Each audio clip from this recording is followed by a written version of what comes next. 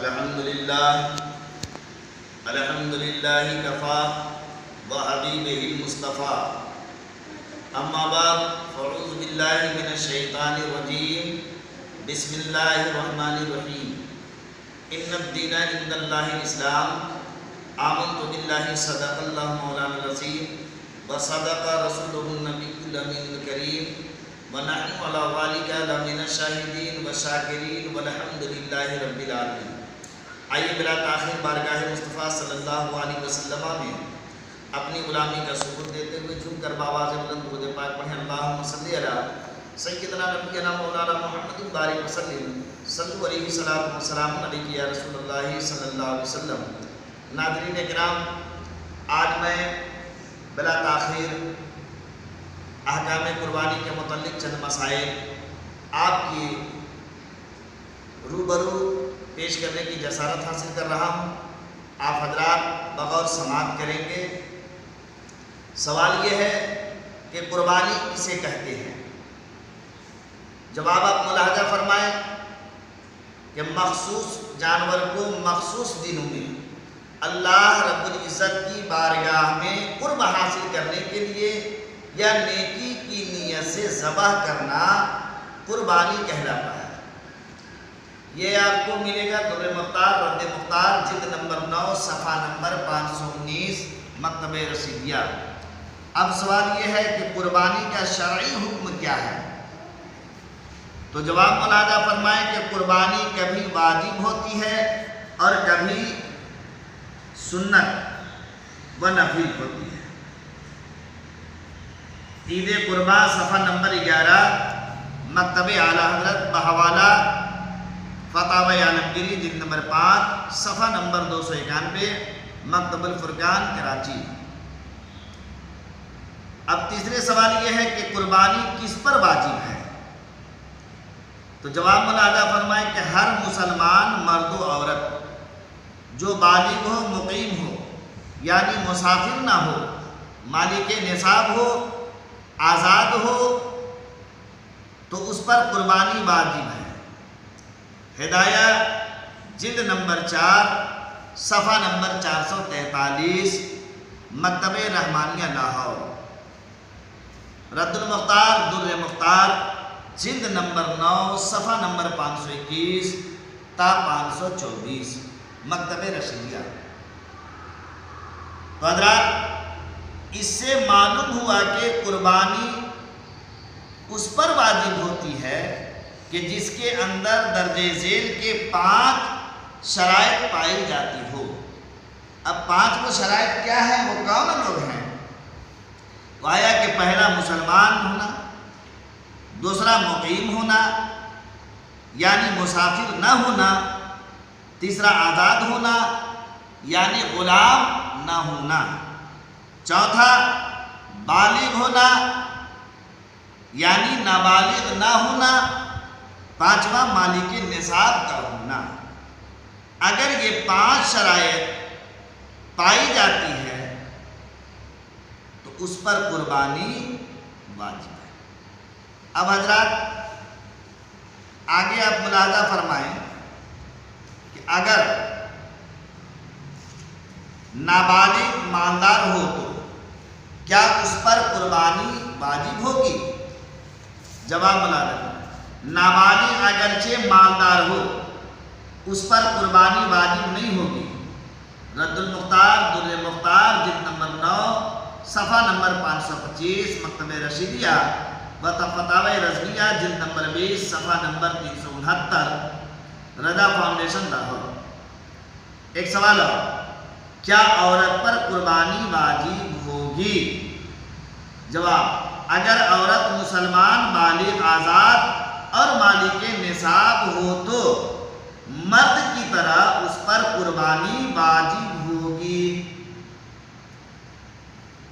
ماخوذ رد المختار علی در مختار جلد نمبر 9 صفحہ نمبر 524 مکتب رشیدیہ، قربانی کے احکام صفحہ نمبر 72۔ سوال، قربانی والے مسئلے میں مالک نصاب ہونے کا کیا مطلب ہے؟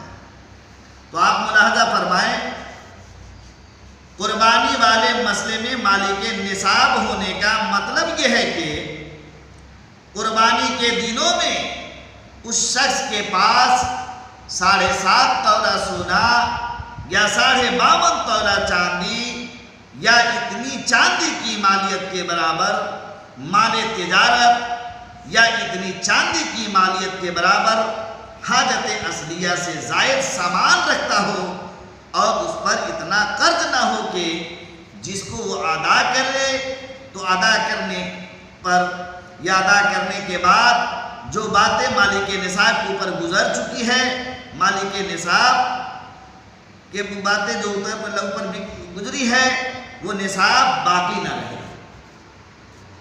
تو اب پتہ یہ چل گیا کہ قربانی کرے لیکن وہ نصاب تک پہنچا رہے.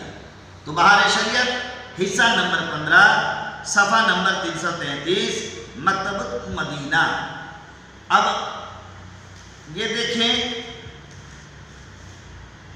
کہ ذبح کرنے میں بہت لوگ عام طور سے گھبراتے ہیں اور کچھ باتیں بھی ہوتی ہیں تو آپ اسے دور کریں کہ ذبح کرنے میں بسم اللہ نہ کہی گئی تو جانور حلال ہوگا یا نہیں.